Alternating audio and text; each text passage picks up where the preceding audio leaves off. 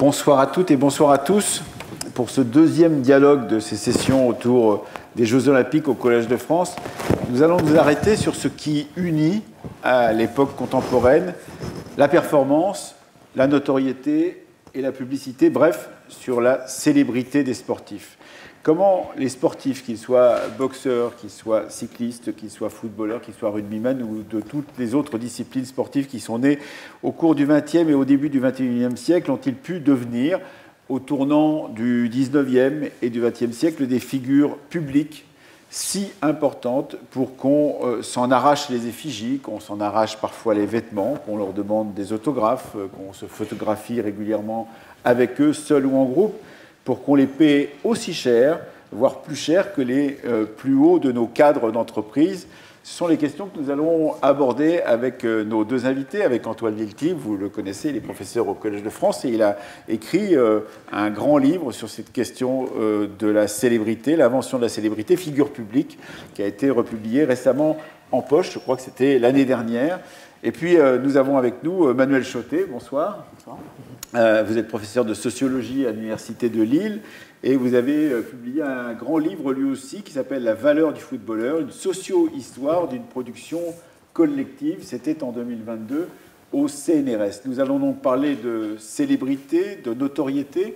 Est-ce que, tout de suite, pour commencer, cette notion est une notion historiquement située, pourrait-on dire, et comment peut-on la situer en 2020 ? Ah oui, on peut la situer assez précisément au XVIIIe siècle. Là, il y a un écho, non ? Vers le... Vous me dites, hein, si vous ne m'entendez pas, vous me faites des gestes. Dans la deuxième moitié, à peu près au milieu du XVIIIe siècle, il y a vraiment un écho, non ? Ou c'est moi qui ai juste moi qui ai le retour ? Non, c'est bon. Donc effectivement, c'est une notion qui a une histoire. La notion même, et puis ce qu'elle désigne, puisque, on y reviendra plus longuement tout à l'heure sans doute, mais les mécanismes de ce qu'on appelle la célébrité, c'est-à-dire le fait qu'il y a des gens, ce que j'appelle la célébrité, c'est le fait qu'il y a des gens qui sont, c'est pas seulement qu'il y a des gens qui sont très connus, c'est qu'il y a des gens qui sont extrêmement connus au-delà des espaces normaux de leur activité. Par exemple, pour prendre l'exemple d'un sportif, je considère qu'un sportif, on dit que c'est une célébrité à partir du moment où il est connu par des gens qui ne s'intéressent pas spécialement au sport qu'il pratique. J'imagine que vous n'avez pas besoin d'être des supporters du PSG pour savoir qui est Kylian Mbappé, par exemple. Donc là, on va parler de célébrité. Alors ces mécanismes-là, le fait d'être connu très largement par des gens qui ne vous ont jamais rencontré, que vous ne rencontrerez jamais, mais qui savent beaucoup de choses sur un individu, qui sont capables de reconnaître son image, ça date du XVIIIe siècle, avec le développement de la presse, avec le développement des portraits gravés qui circulent, avec le développement d'une curiosité, d'une attention, d'un intérêt pour la vie privée, c'est aussi un élément sur lequel on reviendra sans doute, des gens célèbres. Alors, à l'époque, c'est peu des sportifs, parce que le sport professionnel n'existe pas. Il y a essentiellement une exception, j'y reviendrai plus tard, mais ce sont des comédiens, ce sont des danseurs, des chanteurs, ce sont aussi des écrivains, ce sont des philosophes, ce sont des gens en fait, qui ont un rapport au public. Ce sont tous les gens qui produisent pour un public et qui, par conséquent, deviennent des figures publiques, des célébrités. Et juste un mot, c'est pour dire que la notion même apparaît à ce moment-là. C'est-à-dire que le terme en français, mais c'est pareil en anglais, le terme célébrité, prend ce sens au milieu du XVIIIe siècle, et dans toute la deuxième moitié du XVIIIe siècle, on se met à commenter ce que c'est que la célébrité. Il y a un célèbre aphorisme de Chamfort, cet auteur moraliste de la fin du XVIIIe siècle, qui dit « La célébrité, c'est l'avantage d'être connu des gens qui ne vous connaissent pas ». Ce qui, évidemment, paraît être un paradoxe. En fait, ça veut dire que on peut connaître quelqu'un parce qu'on a entendu son nom, on connaît son image, on sait des choses sur lui sans l'avoir jamais rencontré. Alors, ces célébrités de l'époque, elles existent parce qu'il y a une sphère publique qui se crée, qui se développe, que ce soit dans la ville par les libelles, que ce soit dans les salons sur lesquels vous avez déjà travaillé en tant qu'historien. Tous ces endroits sont des endroits, des sortes de tambours de la célébrité qui permet à cette célébrité d'une personne d'aller beaucoup plus loin que ce qui existait auparavant. Oui, pour qu'il y ait célébrité, en fait, il faut qu'il y ait un espace médiatique, pour le dire. C'est-à-dire, il faut qu'il y ait... Alors, médiatique, c'est quoi ? Ce sont des dispositifs qui permettent de faire circuler l'information, et donc aussi le nom d'une personne, mais aussi des récits sur lui, bien au-delà du cercle des gens qui vont le rencontrer. Or, avant le XVIIIe siècle, au fond, on est quand même dans des sociétés d'interconnaissance, où on connaît les gens qu'on a rencontrés. Alors c'est évidemment vrai dans les espaces villageois, mais même dans les villes, au fond, on connaît les gens avec qui on est en relation. Là, les médias, et donc ça va être notamment la presse au XVIIIe siècle. Le XVIIIe siècle est le grand siècle de développement des journaux, alors essentiellement d'abord à Londres, en Angleterre, avec des dizaines de quotidiens, mais aussi en France. Le premier quotidien français, qui s'appelait... a été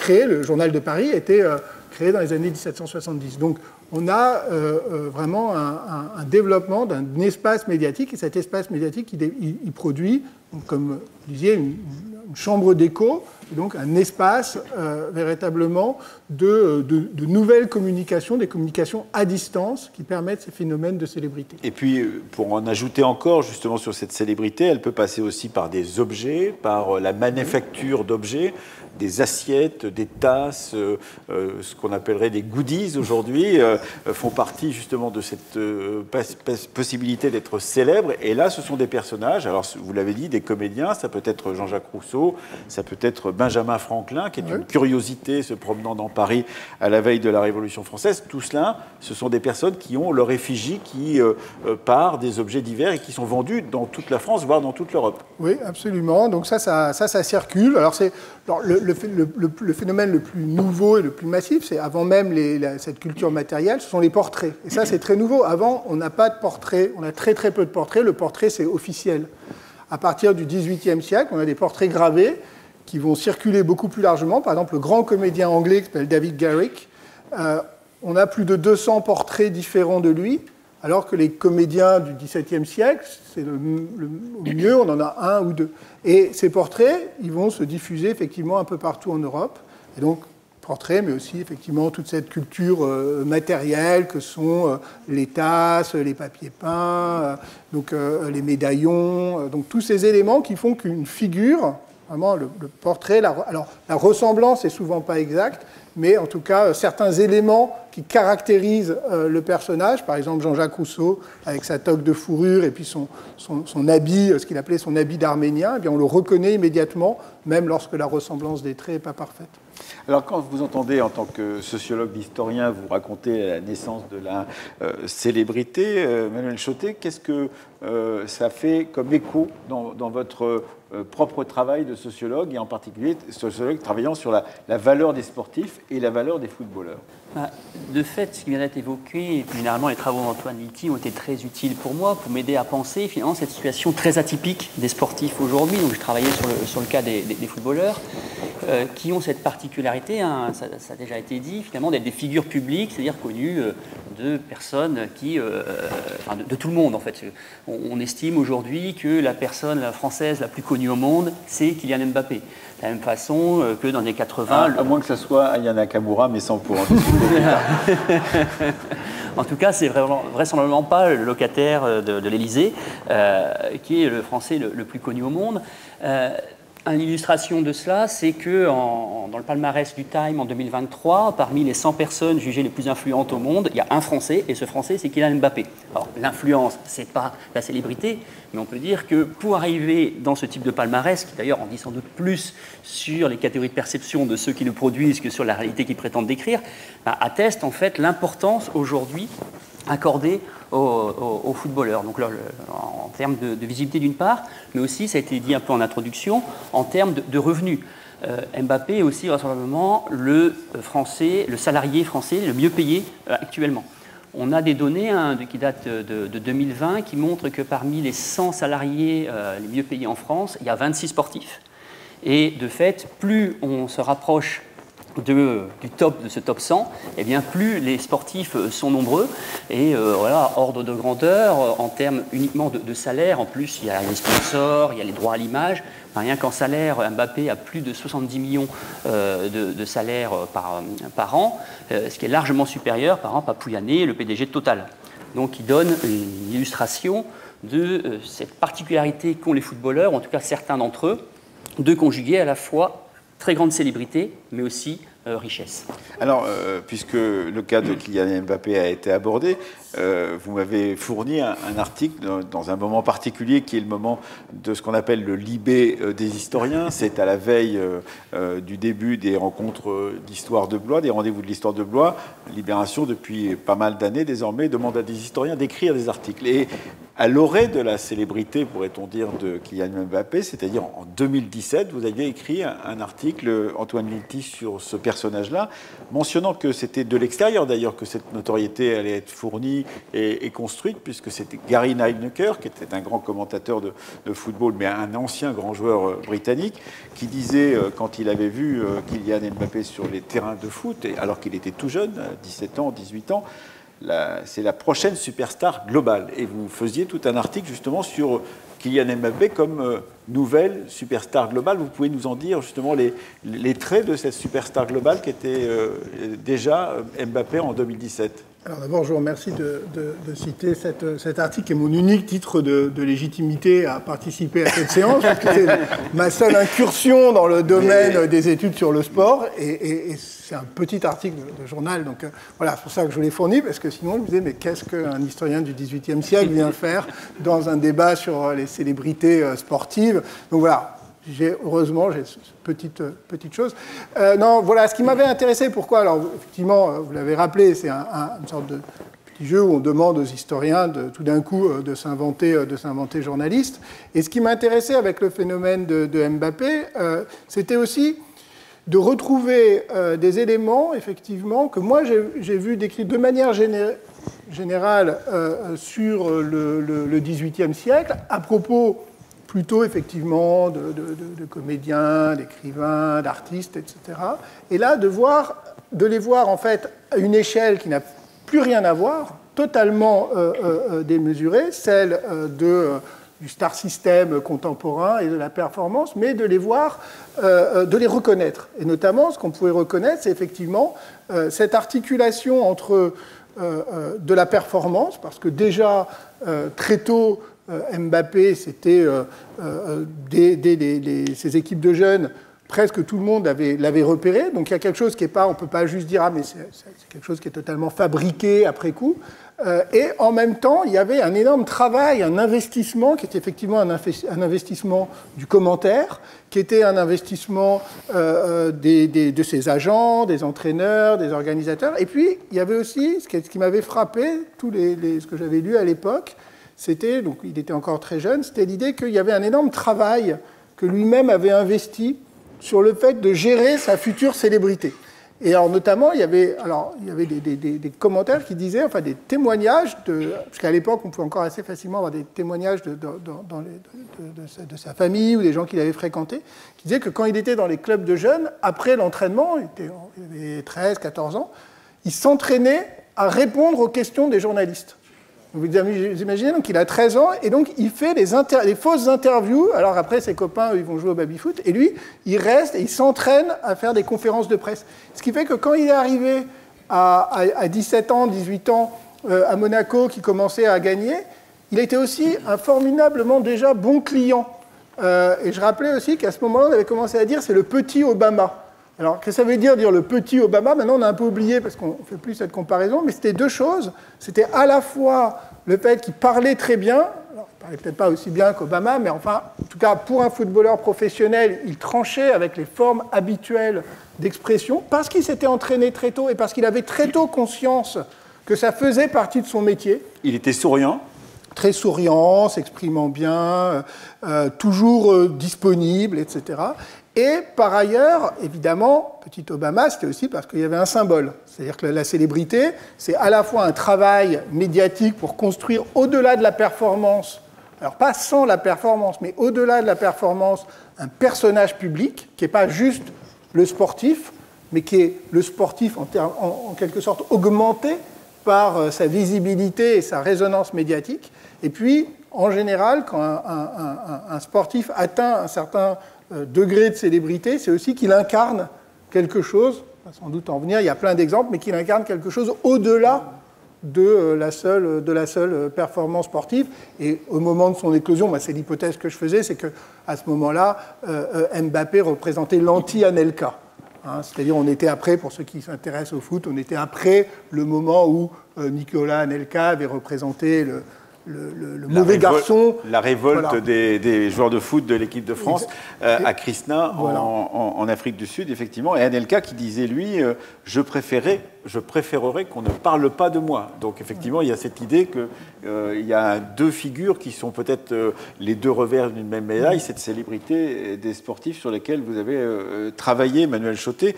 Est-ce qu'on peut dire que, en sautant du XVIIIe siècle à Mbappé, on a oublié quelques-unes des étapes de cette mise en célébrité, en particulier des sportifs? Et cette mise en célébrité des sportifs, c'est beaucoup la fin du XIXe siècle, avec des sports qui sont relayés par les journaux, en particulier un sport qui peut-être fournit moins de célébrité que n'en fournit le football aujourd'hui, c'est-à-dire le cyclisme. Tout à fait, oui. Les premières vedettes sportives en France, c'est des lutteurs. Chose qui aujourd'hui un sport qui est complètement, enfin, qui a été en déclin. C'est le cyclisme, notamment du fait du Tour de France, qui a rapidement un succès important. Ce sont aussi des boxeurs. Là, jusque au moins les années 20-30, il n'y a que eux. Alors il y a de temps en temps un athlète comme Jean Bouin qui a donné son nom à de nombreux équipements sportifs. Et le fait que ça se focalise sur ces sports, et en particulier donc la boxe et le cyclisme, a aussi partie liée avec le fait qu'il y a une industrie qui se met en place pour promouvoir ces sports et pour les promouvoir comme des spectacles. Parce que c'est le moment, le sport tel qu'on le connaît aujourd'hui, le sport moderne est inventé ou réinventé en Angleterre dans la seconde moitié du XIXe siècle, voilà pour le dire vite. Mais ce qui apparaît dans certains sports, c'est que ces sports vont être érigés en spectacle. Donc le cyclisme et la boxe sont des sports professionnels. Il y a des entrepreneurs qui investissent dans ces sports. Et ce qui est intéressant quand on regarde le profil de ces entrepreneurs, c'est que souvent ils ont une double casquette, à la fois de journalistes, et de journalistes sportifs, et aussi d'entrepreneurs dans des équipements sportifs. Il y a par exemple des gens comme Théodore Vienne ou comme Victor Breyer qui sont vraiment structurants dans la création de lieux sportifs. Il y a aussi Henri Desgranges qui crée le journal L'Auto, qui crée à la fois une compétition sportive, qui est le Tour de France, mais qui crée aussi un équipement, le tristement célèbre Vélodrome d'hiver, qui est un équipement qui est créé sur fonds privés. Et pour ces entrepreneurs, l'enjeu, c'est, en fait, notamment pour Desgranges, c'est de vendre du papier. Et donc d'imprimer la légende, comme on dit dans Liberty Valence. C'est-à-dire, si la légende est plus belle que la vérité, imprimer la légende. Voilà. Mais il faut aussi, pour qu'on puisse écrire une légende, il faut qu'il y ait des événements qui permettent d'écrire cette légende, et donc ils vont créer des épreuves sportives. Donc ça se passe pour le cyclisme, avec notamment le Tour de France, mais beaucoup d'autres épreuves. Et soit dit en passant, encore aujourd'hui, le Tour de France appartient à un groupe privé, qui est le groupe Amaury, ASO, qui est aussi propriétaire du journal L'Équipe. Donc ces liens entre organisateurs de compétition et compétition perdurent encore jusqu'à aujourd'hui. Et donc ces entrepreneurs, pour vendre du papier, pour vendre des vélos aussi, en fait, ils ont besoin d'événements qui mettent en scène ces équipements. Ils ont besoin d'événements qu'on va pouvoir commenter et donc les créer.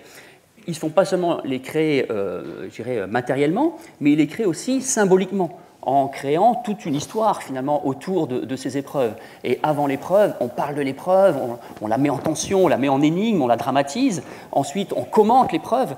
Et donc la presse sportive, très précocement, se spécialise dans le commentaire du spectacle sportif.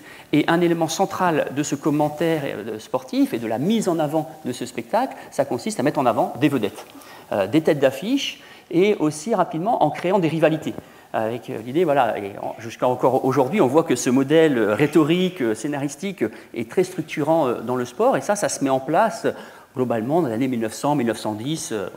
Oui, alors il y a tout de même un contre-exemple qui est l'exemple sur lequel vous vouliez intervenir et que vous avez annoncé tout à l'heure, Antoine Lilti. C'est à la fin du XVIIIe siècle, un sportif dans les disciplines que présentait Manuel Chotet, c'est-à-dire la boxe, qui devient très célèbre justement avec cette même dynamique qui était décrite, puisqu'il s'appelle Mendoza, mais il doit se battre contre John Jackson, et on a inventé d'une certaine manière un combat entre un bon Britannique et un mauvais Britannique, ou en tout cas on a fait en sorte qu'il y ait deux personnes qui soient sur un ring de boxe qui n'ont pas l'allure qu'ils ont aujourd'hui, puisqu'ils boxent à main nue, et c'est donc le boxeur Daniel Mendoza.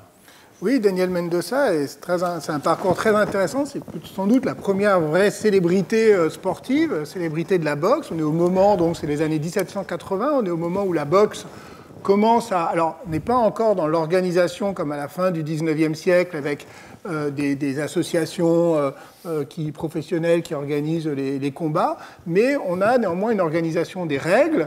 On passe du combat, du simple combat à main nue, vers l'idée du combat qui est organisé comme spectacle, avec un ring, avec une entrée payante, avec là aussi quand même des organisateurs qui vont faire financer, il faut trouver de l'argent pour organiser ces spectacles. Et Daniel Mendoza, qui est un juif anglais, un juif séfarade, dont le père est venu d'abord du Portugal, puis en Hollande, puis en Angleterre. L'Angleterre est à ce moment-là un pays qui est sans doute le pays le plus libéral dans la deuxième moitié du XVIIIe siècle à l'égard des Juifs. Et Mendoza vient d'un quartier très populaire où il fait des petits métiers, il apprend justement à se battre dans la rue. Et puis, dans les années 1780, effectivement, il organise des combats. Et on trouve très vite tous les traits, cette rivalité avec toujours les combats contre son grand rival.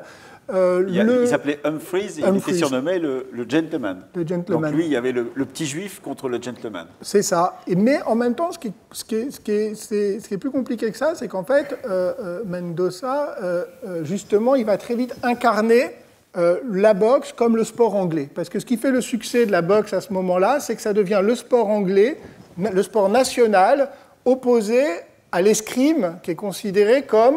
Alors, on ne dit pas sport, hein, mais l'exercice physique des Français. Et donc, justement, c'est le sport national. Donc, c'est très intéressant, c'est que Mendoza va vraiment incarner, et beaucoup plus qu'Humphreys, lui va devenir la grande vedette nationale, grâce à un certain... Pourquoi ? Parce que là, c'est quoi comme contexte historique ? D'abord, je disais tout à l'heure, c'est la révolution médiatique avec la presse. Et là, les historiens ont travaillé sur Mendoza, montrent que tous les journaux faisait de longs comptes rendus des combats de Mendoza, donc c'était vraiment des événements médiatiques importants. Et c'est aussi ce qu'on a appelé, ce que les Anglais appellent, les historiens britanniques appellent la commercialisation des loisirs. C'est le moment où toute une série de choses qui jusque-là étaient des loisirs qui n'appartenaient pas à la sphère marchande deviennent commercialisés. Et donc c'est les théâtres privés, c'est les spectacles équestres et c'est les spectacles de boxe qui coûtent relativement cher, mais qui vont donc permettre à Mendoza de gagner beaucoup d'argent. Alors, comme beaucoup de sportifs célèbres, il va ensuite perdre cet argent et finir dans la misère, ce qui l'amène, dans les années 1800, à tenter plusieurs fois des comebacks. Donc, il est aussi la première célébrité sportive à avoir fait des tentatives récurrentes de comeback. Mais ce qui est intéressant aussi, c'est qu'il écrit un art de boxer, qui a un énorme succès, qui devient une sorte de manuel de boxe. Il écrit ses mémoires, et on a énormément d'images. Je pense que certains d'entre vous connaissent James Gilraeth, qui était le grand caricaturiste de l'époque napoléonienne, et il a fait toute une série de gravures en couleur des combats de Mendoza qui circulaient dans l'Angleterre de la fin du XVIIIe siècle. Et Mendoza a été reconnu, donc il y a plusieurs épisodes où il arrive dans une ville pour faire une exhibition, il est immédiatement reconnu, on arrête son carrosse, etc. Et il faisait aussi des spectacles exhibitions. Donc là, ce lien entre le sport comme performance, notamment dans le combat, et la mise en spectacle, y compris dans l'idée, au moment où il commence à vieillir, il peut moins combattre, ça va se transformer en exhibition, en spectacle, en combat pour de faux, mais qui deviennent des spectacles de théâtre. Et puis, fin 19e, on va retrouver ça, parce qu'en fait, une partie de la boxe va être liée en fait, d'abord au music hall, avec des spectacles de boxe sont encore insérés à l'intérieur de spectacles théâtraux. Mais je pense que vraiment, le point sur lequel je veux insister, c'est qu'à chaque fois, ces évolutions, l'émergence comme ça de nouvelles figures de célébrités, sont liées à des transformations dans l'économie médiatique. Et pour revenir sur le moment, effectivement, parce que Mendoza, c'est un précurseur en quelque sorte, et le moment où ça s'institutionnalise, où la célébrité sportive s'institutionnalise, c'est effectivement, comme le disait Emmanuel Chotet à l'instant, au début du XXe siècle, avec la boxe, il y a quand même grande figure de Georges Carpentier, et sa célébrité, on oublie souvent, il y a la presse bien sûr, mais il y a aussi le cinéma. Et le cinéma joue un rôle extrêmement important Pathé signe les contrats de boxe et des matchs qui font la légende de Carpentier sont co-signés par Pathé, et les films des matchs sont exploités en salle dans les années juste avant-guerre et après-guerre. Et donc, il y a vraiment là, le cinéma va jouer un rôle extrêmement important de répercussion de cette célébrité. Alors, il y a deux choses qui sont très intéressantes en vous faisant dialoguer. C'est que ce que vient de dire Antoine Lilti, Manuel Chotet, c'est de dire qu'il y avait des spécialités nationales. Selon les territoires de certains sports, l'escrime était française, la boxe était anglaise, et qu'il y avait donc des capacités à s'exporter pour certains sports, d'autres à ne pas s'exporter. Et c'est une des questions importantes quand on traite de la célébrité des sportifs que de réfléchir à cette différence de notoriété selon les sports que l'on pratique.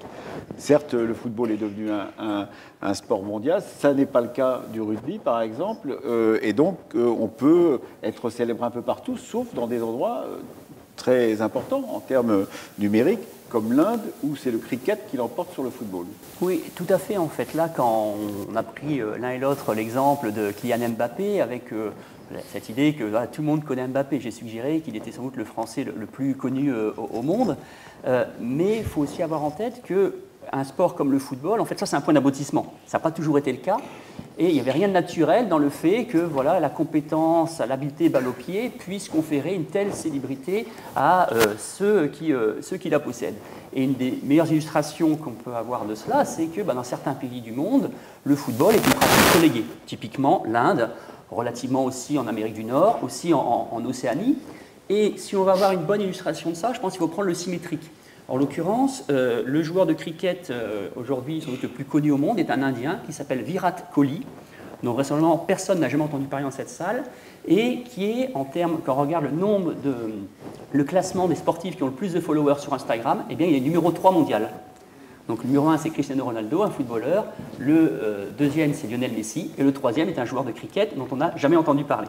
Donc ça, c'est une bonne manière, je pense, d'illustrer le fait que ces célébrités sont certes très étendues pour ce type de joueurs, mais néanmoins régionales. Si on sait ici, les régions, on entend plutôt de pays ou de pays continents.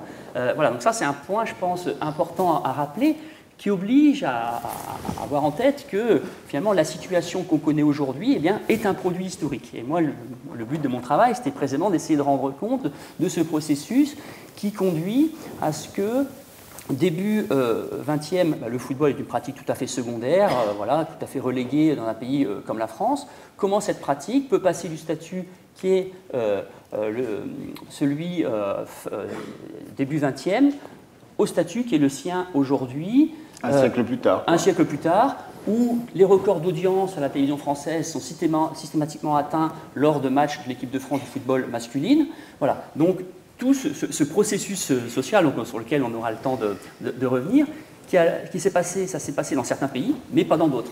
Donc ça, c'est vraiment, je pense, important à rappeler pour voir qu'on a affaire à un produit historique et qu'il n'y avait rien d'évident dans ce... Ça veut dire que vous pourriez produire une dystopie dans laquelle, par exemple, le football ne serait connu de personne un siècle après son invention ou un siècle et demi après son invention. Et on pourrait, au contraire, se passionner pour la pétanque, pourquoi pas, ou pour n'importe quel autre sport qui, aujourd'hui, reste marginalisé. Oui, en l'occurrence, je pense que si on avait dit à un commentateur sportif en 1905, tu sais, dans un siècle, tous les gamins auront des maillots de foot en allant à l'école, il aurait dit mais non, c'est pas possible. En fait, parce que lui, il avait vaguement entendu parler de cette pratique, etc. Mais c'est une pratique tout à fait secondaire dans l'espace sportif de l'époque. Et d'ailleurs, le football devient en France professionnel dans les années 30. Mais on peut estimer qu'il devient le sport numéro 1 à partir des années 70-80. Par exemple, un indicateur de cela, c'est les tirages du journal L'Équipe. Et en fait, c'est à partir de ce moment-là que c'est à l'occasion de compétitions footballistiques que l'Équipe fait ses meilleurs tirages. Jusqu'alors, c'était pendant le Tour de France. Très, très clairement, c'était ça qui était le produit d'appel numéro 1 de ce journal. Et c'est à partir des années 70-80 que le football prend le devant. Une autre illustration de cela, dans les années 30, une Coupe du Monde de football est organisée en Italie. Elle est gagnée par l'équipe d'Italie Et le lendemain, la presse sportive italienne ne fait pas sa une sur cet événement-là, mais fait la une sur le Giro, c'est-à-dire le Tour d'Italie cycliste.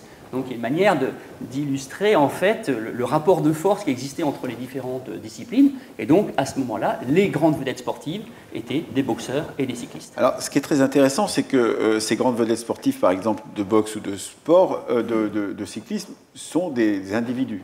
Ce qui va être intéressant peut-être, et vous pourrez peut-être en discuter l'un et l'autre, c'est de voir comment, dans une équipe, où ils sont 11 joueurs sur le terrain, par exemple, on va sortir un individu ou deux de cette équipe pour en faire quelqu'un de différent des autres, alors que quand on boxe seul, alors que quand on fait du cyclisme pendant longtemps, maintenant ça n'est plus le cas, on est seul sur son vélo, maintenant on a des équipes entières qui entourent le cycliste vedette, mais ça n'était pas le cas auparavant. Et donc, d'une certaine manière, cette singularité au milieu d'une masse est une question que vous vous êtes posée, Emmanuel Chotet. Oui, oui, tout à fait. Là aussi, de nouveau, on est habitué à ce qu'on mette en avant certains joueurs, Maradona, Platini, Messi, etc. Mais là encore, quand on regarde les choses dans le temps, c'était pas du tout évident que ça se passe ainsi. Là, dans le livre, je cite un extrait. Alors c'est Charles Simon, qui était un grand dirigeant sportif de l'époque et aussi journaliste sportif, qui en 1905 dénonce, je cite, « la manie de certains reporters de citer les noms d'équipiers dans les comptes rendus des matchs, sous prétexte qu'ils ont marqué plus ou moins brillamment quelques buts ». Donc lui défend une définition fondamentalement collective du jeu et refuse en fait que dans le compte rendu qu'on fait du match, on puisse citer nommément des joueurs. En disant, non, c'est une équipe qui a gagné, donc il faut toujours citer l'équipe.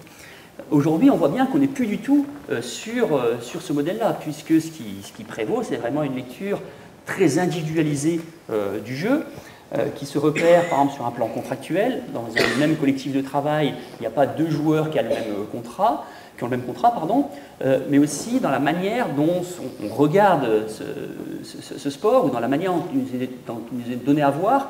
Par exemple, les retransmissions télévisuelles. Jusque dans les années 60, le modèle qui prévalait, c'était celui du plan large. En fait, en gros, on voit tout le terrain. Et d'ailleurs, dans le livre, je cite un réalisateur de matchs de télévision des années 60, il dit filmer le football, c'est pas très compliqué, en fait, c'est du plan large. Aujourd'hui, on voit que la représentation qui est donnée du football n'est plus du tout celle-là. On peut objectiver que plus on avance dans le temps, plus c'est une représentation fragmentée, qui va mettre l'accent sur des actions individuelles, en produisant donc une vision atomisée du jeu. À cela s'ajoute aussi le fait d'un certain nombre de dispositifs qui vont contribuer à individualiser les joueurs. C'est par exemple dans le journal L'Équipe, le lendemain d'un match, chaque joueur se voit attribuer une note, c'est-à-dire une sorte de score, de coefficient individuel à la contribution de la performance collective. Il y a des statistiques qui sont de plus en plus individualisées. Il y a aussi des trophées individuels, comme le Ballon d'Or, par exemple. Et de fait, tout ça contribue à ce que ce jeu collectif, soit d'une certaine façon de moins en moins collectif, ou en tout cas que certains joueurs soient placés en situation de s'approprier finalement davantage que leurs coéquipiers le résultat de l'équipe. Et une illustration de cela, je pense que si on faisait le test ici, et que si je vous demandais de quel joueur vous vous souvenez de la Coupe du Monde de 1998, vraisemblablement le nom qui ressortira en premier, c'est Zinedine Zidane. En fait, j'ai déjà fait le test et c'est toujours ce nom-là qui ressort. C'est intéressant de regarder, en fait, de reprendre en fait, cette Coupe du Monde et de regarder quelle note Zidane avait eu à chacun de ses matchs. Et en fait, à part la finale, Zidane fait, du point de vue des commentateurs sportifs, une Coupe du Monde très moyenne. Il réussit même à se faire expulser de façon tout à fait idiote, etc. Donc, en gros, les commentaires ne sont pas du tout élogieux. Donc, c'est une victoire collective. Et au final, en fait, tout se passe comme si, en fait, ce succès collectif était renvoyé à un seul individu.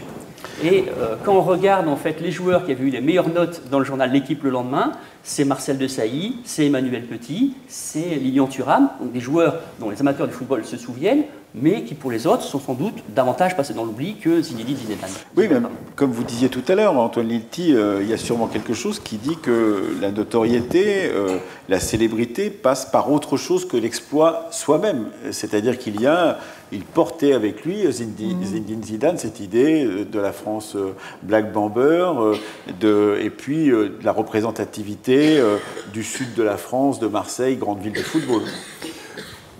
Oui, parce que la célébrité, elle est forcément individualisée parce que, il y a des dynamiques qui l'individualisent, parce qu'en fait, elle recoupe plusieurs choses. Et en cela, elle est différente, par exemple, de la pure performance qui va être justement, ou de la réputation qui va être marquée par des notes, par le fait de savoir quel est le meilleur joueur. Il y a bien d'autres éléments qui entrent en compte dans la célébrité, parce que la célébrité, c'est pas un simple régime d'admiration. C'est un régime plutôt de curiosité. C'est-à-dire que la célébrité, la personne célèbre, c'est celle sur laquelle vous avez envie de savoir le plus de choses. Et donc là, il y a plein d'autres choses, plein d'autres éléments qui peuvent entrer en compte. Alors, ça peut être la façon dont un individu, pour des raisons qui peuvent être biographiques, qui peuvent être personnelles, qui peuvent être caractérielles, va incarner un récit, va être symbolique. Donc, il y a toute une série de récits qui vont pouvoir se mettre autour de lui. Donc, avec Zidane, c'est particulièrement le cas. Son enfance marseillaise, toute son histoire contrariée, y compris ses... Alors, Manuel disait qu'il avait été expulsé bêtement, comme... tout le monde le sait, il a été à nouveau expulsé quelques années plus tard avec ce côté. Donc, mais ça fait partie aussi de la célébrité de Zidane, y compris ce côté un peu mystérieux, un peu incontrôlable de cette personnalité qui, lui, justement, à la différence de Kylian Mbappé, parlait pas beaucoup, parlait pas très bien, mais en même temps avec ce côté... Ne souriez pas beaucoup. Ne souriez pas beaucoup, mais ça a contribué. Et donc, il y a autre chose qui est cette capacité à susciter à la fois de la curiosité et puis ce que les médias fabriquent, c'est-à-dire un désir d'intimité à distance, ce sur quoi repose la culture des fans, qui n'est pas exactement la culture des fans, n'est pas exactement la même chose que la culture des supporters. On peut être supporter d'une équipe, mais en fait, on est fan d'une personne, d'un joueur, et au cœur de ce désir d'intimité avec les célébrités, ça se traduit par exemple par quelque chose que moi aussi je retrouve depuis le XVIIIe, qui est la réduction d'une personne à son prénom. Et alors, au XVIIIe siècle, il y a un exemple très fameux, c'est le philosophe, écrivain Jean-Jacques Rousseau. Le public l'appelle Jean-Jacques. On dit toujours Jean-Jacques, on parle de Jean-Jacques Rousseau comme Jean-Jacques. D'ailleurs, lui-même, ça l'agaçait, ça l'énervait à la fin. Il disait, j'ai voulu reprendre le prénom que le public s'est approprié. Pourquoi ? Parce qu'il disait, ce Jean-Jacques, c'est pas moi. C'est un personnage presque de fiction que le public s'est inventé, Jean-Jacques. Et en fait, on voit ça dans l'histoire de la célébrité. Elvis, Marilyn. Donc moi, je dis, il y a vraiment célébrité quand il y a réduction à un prénom. Parce qu'appeler quelqu'un qu'on ne connaît pas par son prénom, c'est un geste d'une fiction d'intimité. Et avec Zidane, ça va même encore plus loin. C'est même pas Zinedine, c'est Zizou. Et donc, c'est le diminutif. Et appeler quelqu'un quand on dit entre nous « Oh, quel but de Zizou !» c'est très bizarre. C'est très, très bizarre, Zizou. Pourquoi Zizou ? Parce que les médias ont réussi, on a tellement lu de choses sur lui, on l'a vu, on a appris, que c'est créer un lien qui n'est pas simplement le fait de savoir s'il est le mieux noté de l'équipe, au-delà de toute façon de la reconnaissance de son talent. Et Mbappé, ça joue aussi. On dit Kylian. Bon, c'est très bizarre aussi. Pourquoi est-ce qu'on l'appelle Kylian ? Et donc, le président de Total, qui gagne à peu près autant, on l'appelle rarement par son prénom ou par son diminutif. Donc, vous voyez, il y a autre chose qui entre en jeu que la simple reconnaissance d'une performance exceptionnelle. Bien sûr, ça joue, c'est la base, mais il y a autre chose qui produit la célébrité. Et puis, on peut se poser la question de savoir justement comment, au milieu de ce nombre, les footballeurs professionnels sont extrêmement nombreux en France aujourd'hui, eh bien, certains vont être plus valorisés que d'autres. Et c'est ce sur quoi vous avez travaillé, c'est-à-dire comment se construit cette valeur d'un footballeur par rapport à ses voisins, comment se construit l'idée que eh bien, c'est celui qui marque le but, qui est le meilleur footballeur, ça n'est pas celui qui lui a fait la plus belle passe, ça n'est pas la construction de jeux collectifs. Je ne sais pas si c'est chez vous que j'ai lu cette phrase d'un grand footballeur que j'ai beaucoup admiré en son temps, qui était Johan Cruyff, qui disait dans un match, vous avez la balle 3 minutes en moyenne, qu'est-ce que vous faites pendant les 97 autres? Effectivement, c'est vraiment 87 autres. C'est quand même une bonne question, parce qu'effectivement, si ça n'est que 3 minutes de jeu, ça n'est pas grand-chose. Donc c'est cela aussi, c'est comment on sort du lot, d'une certaine manière, Manuel Chotet.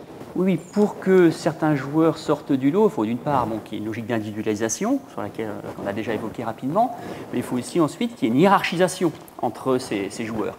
Et ce qu'on voit très clairement apparaître dans le cas du football, c'est une hiérarchisation en fonction des postes occupés. Là, quel que soit l'indicateur que l'on prend, la visibilité médiatique, le salaire, les trophées individuels, c'est toujours les attaquants qui sont mis en avant. Voilà. La mise en avant des avants. Là, c'est vraiment quelque chose de massif. Alors même parfois le buteur, parfois le gardien de but. Parfois, en termes de... Non, en fait, le Ballon d'Or, il y a eu un seul gardien de but. Ah oui, c'est sûr. En termes de salaire, les gardiens de but sont très en dessous. Non, c'est plutôt une tâche dévalorisée. Et là, une autre phrase de Johan Cruyff qui dit ceci: dans une équipe, les défenseurs sont toujours les joueurs les moins forts. Toujours. D'ailleurs, s'ils étaient bons, ils joueraient attaquants. Donc on voit bien la logique en fait qui prévaut de survalorisation de certains postes au détriment des autres, alors même que bon, voilà, pour gagner une compétition, il faut être 11 en fait. On ne peut pas la gagner si on n'a que des attaquants. Donc ça, c'est une première logique en fait avec la survalorisation de certains postes. Ensuite, deuxième logique qui a partie liée, c'est la survalorisation de certaines qualités. En l'occurrence, c'est le brio balle au pied, c'est entre guillemets l'éclair de génie. En fait, les joueurs les plus valorisés, c'est ceux qui peuvent se permettre, non pas même de jouer, d'avoir le ballon 3 minutes, mais c'est d'être bon pendant 10 secondes. En fait, c'est là-dessus qu'ils sont jugés. Alors que le défenseur ou le gardien de but, lui, est jugé sur sa régularité. Donc on voit bien que ce n'est pas du tout les mêmes qualités qui sont mises en avant et qu'en gros, donc, il y a une survalorisation, pourrait-on dire, du génie, du talent, sur la rigueur, voilà. Donc on voit bien qu'il y a des différences de qualités qui sont mises en avant, et tout ça converge donc à ce que les joueurs qui ont ces propriétés-là se retrouvent mis sur un piédestal par rapport aux autres joueurs qui, d'une certaine façon, sont les faire-valoir de ces joueurs et jouent pour les autres. De fait, c'est des choses assez connues en fait, que tout le monde n'est pas impliqué de la même façon dans les tâches défensives, etc. Donc il y a des joueurs qui sont en charge des tâches ingrates et d'autres qui peuvent être complètement détachés de ces tâches jugées ingrates, mais qui sont toutes nécessaires à la victoire. Une illustration de cela, c'est à propos de Maradona. Il a été dit que Maradona a gagné la Coupe du Monde 1986 tout seul. Alors c'est vrai qu'il y a des exploits indéniables de Maradona à cette Coupe du Monde, mais il faut aussi rappeler que l'équipe d'Argentine est l'équipe qui a pris le moins de buts. À nombre de matchs égal, ou à même moyenne de buts pris par match, en fait, c'est la meilleure défense du tournoi. Donc, certes, Maradona a marqué des buts, mais si l'équipe peut être victorieuse au final, c'est aussi parce qu'il y avait une équipe très solide qui l'accompagnait et qui rendait possible ces exploits individuels. Et qu'est-ce qui, disons, pour le public qui vient dans un stade aujourd'hui ou qui regarde des matchs de football à la télévision, qu'est-ce qui compte justement dans cette notoriété? Parce que j'imagine que ce public est varié, on le dit souvent, ça n'est pas un public simplement populaire, c'est un public qui est mélangé. Il y a peut-être pas autant de cadres que de classes populaires, mais il y a des cadres qui sont présents ici, peut-être pas dans les mêmes endroits que les autres, dans les virages ou ailleurs, mais néanmoins c'est un mélange d'une certaine manière. Qu'est-ce qui fait que le public accorde son désir avec un personnage sur le terrain? Alors, juste avant de répondre sur ce que vous disiez sur la composition sociale du public, c'est un cas intéressant. Le football, globalement, le public des stades est représentatif de la composition, la stratification de la société française. Donc voilà, il y a à peu près autant de cadres dans les stades qu'il y en a dans la société, pareil pour les ouvriers. Donc quand on dit que c'est un spectacle populaire, en fait, c'est lié au fait que dès lors qu'un spectacle n'est pas l'apanage des classes supérieures, comme je sais pas, peut-être le musée ou l'opéra, on a tendance à le qualifier de populaire, alors qu'il est simplement, dans le cas du football, représentatif de la structure sociale dans son ensemble. Avec néanmoins quand même une donnée importante, c'est que c'est un public très majoritairement masculin. À 90%, et là, toutes les enquêtes qu'on a depuis les années 80 montrent que voilà, le public du football est masculin. Il y a peut-être une exception pour les grandes compétitions internationales qui sont un peu plus féminines, mais on n'a pas d'enquête qui le démontre précisément. Par rapport à ce que vous disiez, on manque d'enquêtes précises là-dessus, mais on peut faire l'hypothèse que le fait de se focaliser sur le buteur, sur celui qui va faire un exploit, en fait, c'est la personne dont les performances sont les plus faciles à identifier. Il n'y a pas besoin d'être un grand spécialiste pour dire « Waouh, quel beau but !» Par contre, pour trouver qu'un tel appel de balle est réussi, que tel repli défensif est particulièrement bienvenu parce qu'il emmène l'attaquant dans un coin, etc., là, il y a sans doute une expertise plus grande, une culture footballistique plus grande à posséder pour pouvoir s'approprier ces gestes-là. Donc, on peut faire l'hypothèse qu'on va être d'autant plus sensible à l'exploit individuel qu'on est un faible connaisseur du football. C'est-à-dire qu'on se souvient tous d'un président de la République qui ne savait pas dire les noms de tous les joueurs de l'équipe de France lors de la victoire en 98 et qui a été obligé de mimer les noms parce qu'il ne les connaissait pas. Donc ça fait partie de ça. C'est-à-dire qu'il n'est pas particulièrement un connaisseur de football, mais il était présent par son rôle dans ce stade. Tout à fait. Et je dis qu'on n'a pas beaucoup de travaux. Il y a quand même un travail qui a fait date dans les années 80, celui de Christian Pamberger, qui est un anthropologue qui a fait un magnifique livre qui s'appelle « Le match de football » et qui s'intéresse au public du stade dans sa diversité et qui montre que, voilà, selon l'endroit, donc lui c'est sur le stade de Marseille, il dit voilà, selon sa trajectoire sociale, en fait, on peut éventuellement faire tout le tour du stade, puisque chacune des stades est typée socialement, et il montre que selon la tribune dans laquelle on est, eh bien, ce n'est pas les mêmes profils de joueurs que l'on aime. Et que dans certains cas, ça va être le joueur qui mouille le maillot. Dans d'autres cas, ça va plutôt être le brio individuel.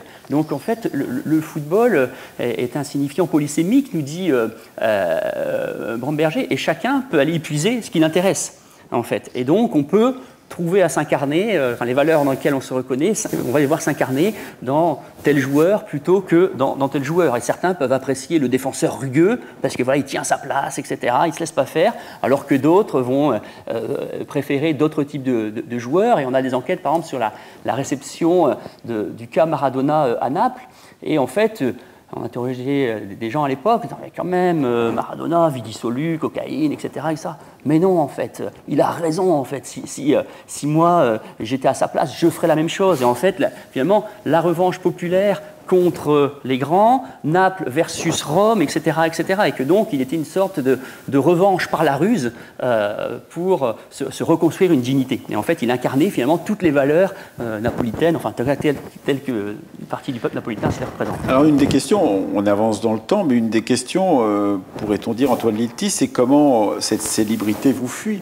Parce qu'il y a un moment, on a été célèbre, et puis vous le disiez tout à l'heure, même pour Mendoza, on est obligé de se caricaturer soi-même pour pouvoir se maintenir à un niveau de notoriété suffisant et gagner sa vie. Et ça n'est pas tout à fait évident. Et j'imagine que beaucoup de ces hommes et femmes célèbres du XVIIIe siècle que vous avez beaucoup côtoyés dans les archives, à un moment ou à un autre, s'interroge sur la pérennité de cette célébrité et peut-être la postérité qu'il pourrait avoir. Bien sûr. Alors c'est une des grandes spécificités effectivement de la célébrité, c'est d'être quand même très souvent éphémère, parce qu'elle est liée justement à l'intérêt, à la curiosité du public. Or, cet intérêt, cette curiosité du public peut varier très rapidement. Donc, il y a des effets de célébrité et de disparition qui sont liés en fait à des carrières, à des logiques de carrière. Donc, effectivement, des sportifs qui n'ont plus les mêmes degrés de performance, donc qui arrêtent de boxer ou de courir ou de jouer au football, et donc dont on ne va plus parler. Et donc là, il y a des problèmes de renouvellement, et assez souvent, ça va passer, par exemple, par le spectacle. C'est d'où la proximité entre le sport et le spectacle. Et vous voyez, par exemple, des footballeurs, et notamment des footballeurs stars, qui essayent des reconversions, par exemple, aujourd'hui dans le cinéma, avec des succès plus ou moins importants. Mais vous voyez comment quelqu'un comme Eric Cantona, qui était justement à la fois un sportif, mais un sportif qui avait construit un personnage et qui a essayé, au fond, à un moment, de faire survivre sa célébrité en important dans le spectacle, au théâtre, au cinéma, le personnage qu'il avait rugueux, déjà... Ce personnage rugueux qu'il était. Donc, et puis, il y a... et donc, donc, comme je disais, ça existe déjà au XVIIIe siècle, avec des tentatives... Donc, on appelait ou alors des tentatives de revenir, mais aussi de transformer. Donc Mendoza, il va faire des exhibitions, il va faire des spectacles, où il joue en fait sur l'image qu'il a construite, mais en essayant de la renouveler. Et puis, il y a de toute façon un caractère éphémère qui est inscrit dans le principe même de la célébrité. et qui l'oppose justement à un principe de notoriété plus durable, qui est celui de la gloire. La gloire des héros, c'est au contraire, c'est plutôt ce qui est gravé dans le marbre, c'est la gloire des grands hommes, c'est la gloire des... Et avec cette idée de célébrité, il y a toujours, et déjà au XVIIIe siècle, c'est décrit comme tel, c'est la célébrité, c'est ce qui ne dure pas. C'est ce dont il faut profiter parce que c'est... Et pourquoi ça ne dure pas? Parce que si on pense la célébrité comme un dispositif en fait de captation de l'attention du public, bien on le sait bien, il n'y a rien qui passe plus vite parce que le régime médiatique il consiste à créer toujours de la nouveauté. Et donc la célébrité, pour que ce soit célèbre, il faut que ce soit nouveau. Et c'est pour ça que, par exemple, les sportifs, mais c'est vrai que toutes les célébrités, ont besoin, pour rester célèbres, de continuer à être tout le temps au cœur de l'actualité. Alors l'actualité, ça peut passer par des performances. Donc effectivement, si tel coureur bat un record du monde, alors on va reparler de lui, mais ça peut passer aussi justement par uniquement une activité médiatique. Alors par exemple, il y a quelqu'un qui était, parce qu'on est quand même, c'est vrai qu'on est beaucoup dans le foot, mais pour rester dans le foot, il y a quelqu'un qui est très fort pour ça, c'était Zlatan Ibrahimovic. Ah, tiens, Zlatan, encore un prénom. Même un nom propre, un Zlatané à un moment donné. Donc, un nom commun. Donc, Zlatan. Mais Zlatan, c'est un très bon footballeur, mais ce n'était pas le meilleur footballeur de sa génération. Et donc là, son degré de notoriété, de célébrité, était totalement disproportionné par rapport à son palmarès de sportif. Il n'a pas un très gros palmarès, Ibrahimovic. Et donc, mais en revanche, il avait un bon palmarès. Enfin, c'est pas Messi ou Ronaldo. Mais en revanche, c'est vrai qu'il avait développé une compétence à susciter en permanence de la discussion médiatique par sa capacité de provocation, par sa façon de parler de lui, de construire un personnage. Et alors, ce qui est intéressant, auquel les gens pouvaient s'identifier ou que les gens pouvaient détester. Et ça, c'est un point sur lequel je veux insister. Par rapport au régime d'admiration, qui est celui lié à la performance, un athlète qui réussit une performance extraordinaire, bon, on l'admire, tout le monde l'admire. Mais la célébrité, c'est beaucoup plus ambigu. Il y a des célébrités qu'on déteste, ou des célébrités qui sont célèbres dont on se moque un peu. Richard Virenque, qui a été quand même une grande célébrité à un moment, c'était compliqué. Il y avait une célébrité d'adhésion de gens qui s'enthousiasmaient, qui voulaient qu'il gagne. Et après, il y a eu une célébrité où on se moquait un peu de lui. J'ai été dopé à l'insu de mon plein gré. Et pourquoi? Parce qu'il était devenu justement un personnage au sens propre, une marionnette. Et donc là, on voit que la célébrité, elle est beaucoup plus ambiguë en termes de valeur. Et il arrive même qu'il y ait des gens qui soient célèbres, par exemple... parce qu'ils ont le sens de la répartie, parce qu'ils sont... il y avait un coureur cycliste dans les années 50 qui s'appelait Richard Hassenforder, qui était alsacien, et qui a été célèbre. Alors, c'était pas il a gagné quelques étapes du Tour de France, mais enfin, il n'a jamais gagné le Tour de France, c'était pas Louison Bobet, mais en revanche, il était considéré comme le bout en train du peloton, et il avait tout le temps des bonnes réparties, et des blagues, et en 57, au Tour de France 57, il s'est même arrêté au bord de la route, il est parti se baigner.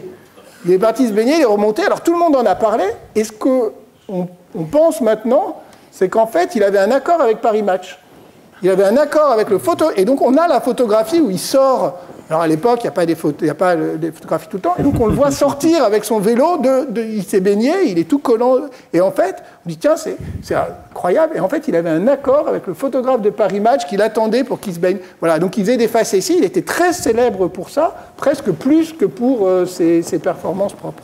Et cela, Manuel Chotet, c'est vrai encore dans le sport d'aujourd'hui, dans le football d'aujourd'hui. C'est-à-dire, quand on voit les footballeurs changer de coiffure chaque saison parce qu'ils ont des accords avec les agences de presse pour qu'on puisse dire ça n'est pas la photo de cette année, de cette saison, c'est la photo de l'année précédente. Donc, un coup, on met un petit coup de clair dans ses cheveux. Une autre fois, on se fait une raie au-dessus où on se coiffe à l'héroquoise. Tout cela, ça fait partie, effectivement, de ce mariage que vous avez bien décrit tous les deux, d'ailleurs, entre médias et célébrités sportives. Oui, en fait, les joueurs... Alors, parfois se mettent en scène, parfois c'est presque à leur corps défendant, le cas de Virenque. Mais ce qui est sûr, c'est qu'on voit qu'il y a des choses qui se redoublent en fait, que par exemple, leur notoriété va être mise au service de négociations de contrats et de bons contrats, mais la valeur économique du joueur va aussi être mise au service finalement de la notoriété du joueur. Le cas qui était vraiment frappant là-dessus, c'est quand Neymar arrive au PSG, donc en 2017. Dans l'été qui précède, Donc toute la presse en parle. Et quand je dis toute la presse, c'est vraiment du Figaro à l'Humanité, en passant par Closer. Vraiment, tout le monde parle de Neymar. Et ce dont on parle le plus, en fait, c'est le montant du transfert. En fait, il est célèbre. Alors certes, il a des prouesses footballistiques, mais on parle surtout de lui pour finalement sa valeur économique. Donc la valeur économique vient conforter sa célébrité, et sa célébrité, bien sûr, est un levier de sa valeur économique, puisque pour les sponsors, etc., c'est intéressant. Donc on voit que certains joueurs peuvent se retrouver en situation finalement de cumuler finalement profit symbolique et économique. Et après, la question qui se pose, c'est finalement qu'advient-il de tout cela une fois que la carrière s'arrête? Là, il y a un collègue, Frédéric Razera, qui travaille de façon ethnographique sur des footballeurs, donc qui a fait un très beau livre qui s'appelle « Le métier de footballeur ». Et alors, il ne travaille pas sur les vedettes dont on parle ici, mais néanmoins sur des footballeurs professionnels, donc qui ont un niveau de notoriété souvent plus local. Et il montre qu'une question qui se pose pour ces joueurs, c'est à quel moment on arrête? Puisqu'en fait, la saison de trop, eh bien, c'est risqué finalement de tout perdre, en fait. Et en gros, les joueurs en fin de carrière, c'est essayer de trouver un club qui va pouvoir en fait leur permettre de durer encore un petit peu et aussi les aider à s'implanter localement. Donc, cette question de la conversion de sa notoriété en de l'installation locale est un vrai enjeu pour eux. Après, donc, la question de la durabilité de cette question de cette célébrité, il y a quand même des cas, je pense, où ça survit à l'arrêt de la carrière sportive. Là, typiquement, il me semble que quelqu'un comme Maradona, de ce point de vue-là, c'est assez fascinant, mais effectivement, parce qu'il y avait toujours des nouvelles choses pour alimenter finalement l'intérêt pour ce joueur. Y compris une église. Exactement, il y a une église maradonienne qui revendique plus de 100 000 fidèles de par le monde. Alors, c'est sans doute pour partie au second degré, mais néanmoins, ça contribue à faire exister ce personnage, Maradona, même dans des arènes où on ne l'attend pas forcément. Toujours sur Maradona, il y a eu des documentaires sur lui. Emir Kusturica, qui, primé à Cannes, a fait un documentaire sur Maradona. Donc en fait, on voit que les ressorts de sa célébrité, même post-carrière, sont très divers en fait, et que ça s'alimente à différentes sources. Et comme le disait Antoine, en fait, ça ne peut pas du tout se limiter aux performances sportives. Il y a plein d'autres ressorts qui contribuent à alimenter le degré de visibilité et de célébrité d'un sportif, et ici d'un footballeur en particulier. Il y a un point sur lequel on n'a pas beaucoup insisté et qui est pourtant au cœur de votre travail, qui s'appelle donc la valeur du footballeur. C'est le point justement qui fait que ce footballeur généralement célèbre est issu de classes plus populaires que le Stade que vous décriviez tout à l'heure, et qu'il est donc sorti de ces classes populaires, il est devenu une vedette, il est devenu une star, et que c'est assez rare, effectivement, dans les sociétés que nous connaissons, en particulier les sociétés occidentales, que de voir de telles progressions, et de voir effectivement, comme vous le disiez tout à l'heure, que Kylian Mbappé payait plus à l'année que le patron de Total, dont on conteste généralement les émoluments.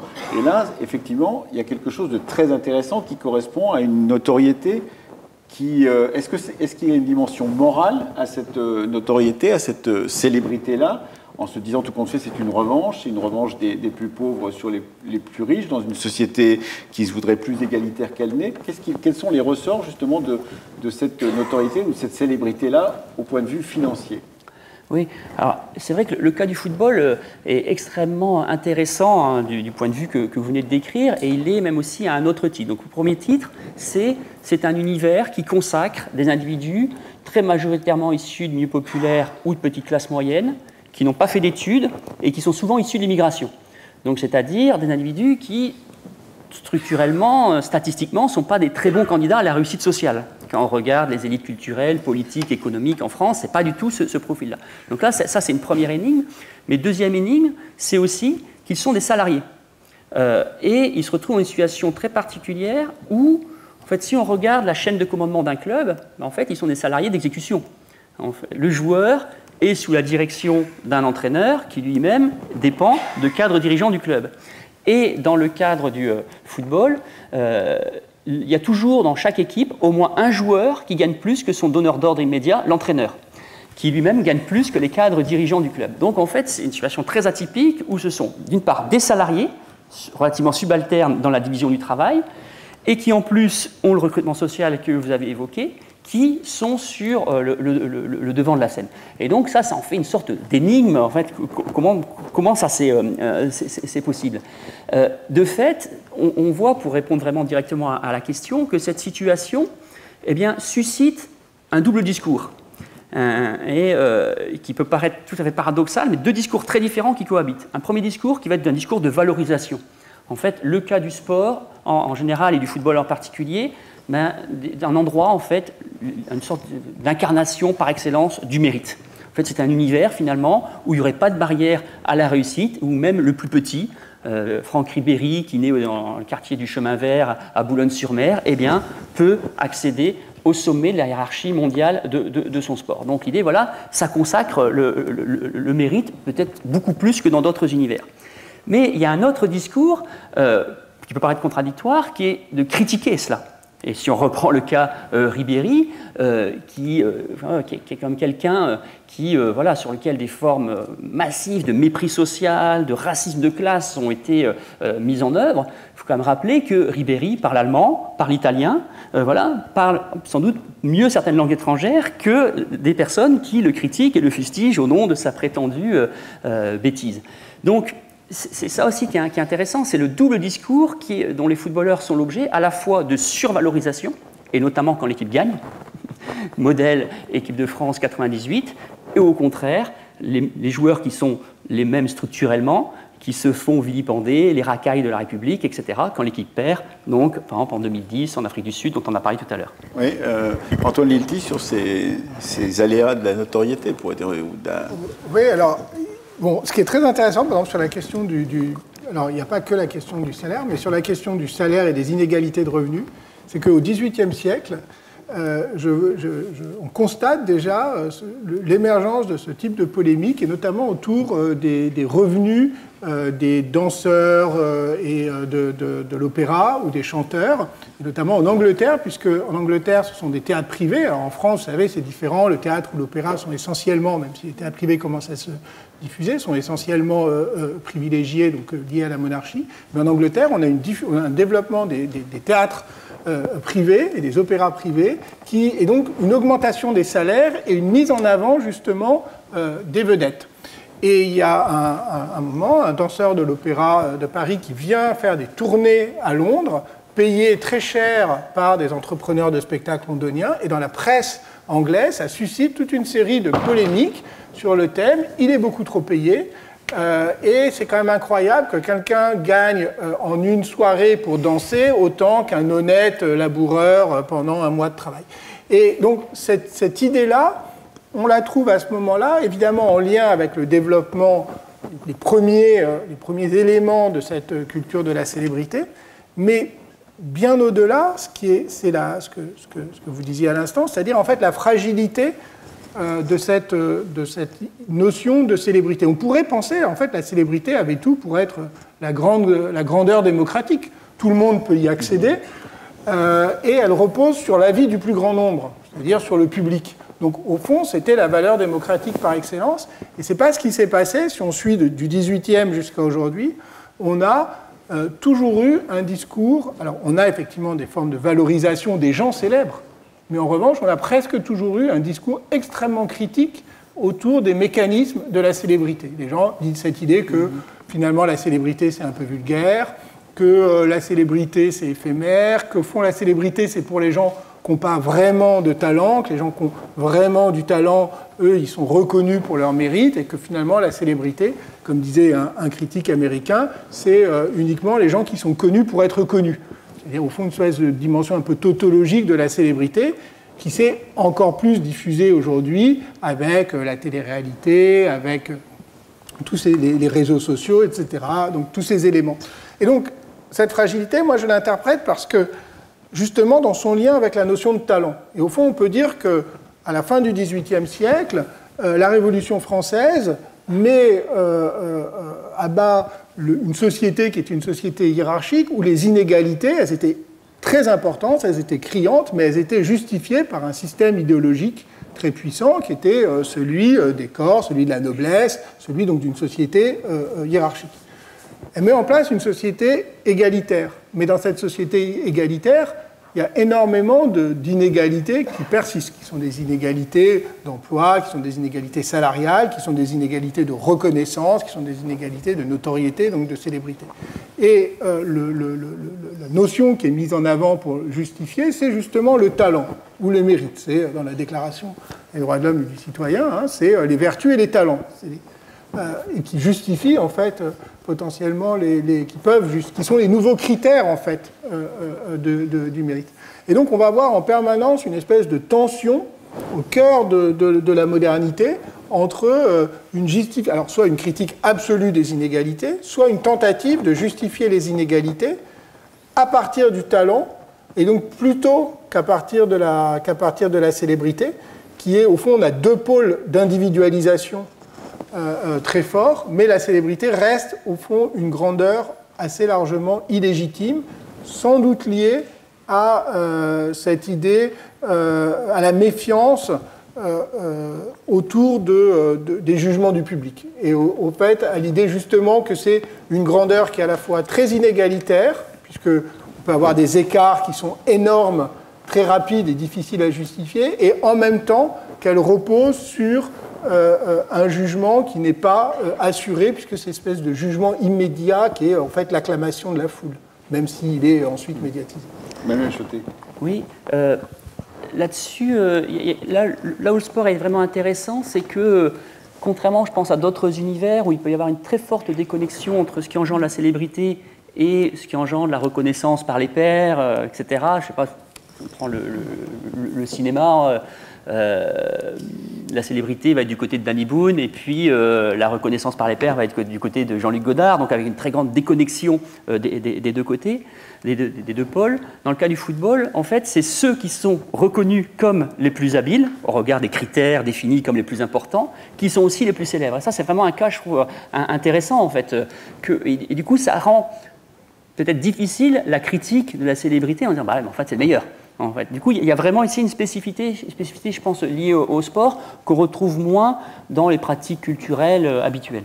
Oui, je peux dire un mot là-dessus, c'est qu'on va le retrouver à l'échelle de l'ensemble des sports, parce qu'en fait, on a des inégalités qui sont beaucoup plus difficiles à justifier entre la notoriété médiatique et la célébrité acquise, par exemple au football, et dans d'autres sports. Donc on peut avoir des sportifs qui sont extrêmement, qui ont des palmarès absolument considérables, et au fond qu'on connaît très peu parce que leurs sports ne sont pas médiatisés, plus la grande inégalité genrée, parce que pratiquement toutes les célébrités sportives dont on parle sont des hommes. Et il y avait une enquête qui montrait d'ailleurs très bien que plutôt les célébrités, en gros du show business, il y a des hommes bien sûr, mais sont plutôt féminines, et les célébrités sportives, évidemment plutôt masculines. C'est en train de changer. Aux États-Unis, alors si on est dans le football, Rapinoe, aux États-Unis, et justement aussi pour ce qu'elle incarne et ce qu'elle représente, est une célébrité. Mais c'est vrai qu'en France, on peut considérer que c'est un énorme facteur d'injustice lié au mécanisme médiatique de l'attention portée aux hommes et aux femmes en sport.